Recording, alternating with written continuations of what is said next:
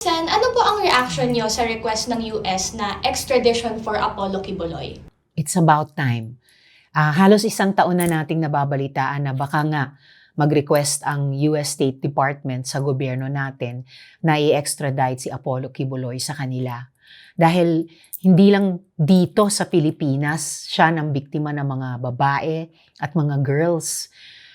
Narinig natin sa Senate Committee on Women hearings, mismo sa mga victim survivors, na pati sa US na biktima niya sila. So I am just glad na hindi lang dito sa Pilipinas, dalawang jurisdictions, pati sa US, gustong singilin ang accountability niya on behalf of yung mga victim survivors. Ano po kaya yung mensahe niyo sa DOJ tungkol sa extradition request? Sana po ay ituloy na nila yung proseso, lalo na't in-endorse na ng Department of Foreign Affairs sa kanila, sa DOJ, itong extradition treaty.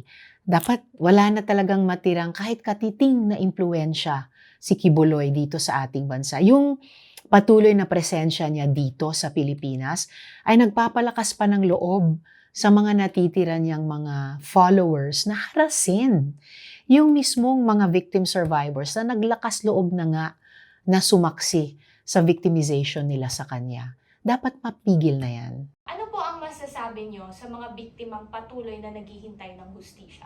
Na sa kabila ng inyong trauma, naglakas loob kayong magsalita at hindi lang para sa inyong mga sarili, alang-alang din sa ibang mga babae at girls na alam nyong biniktima din ni Kibuloy.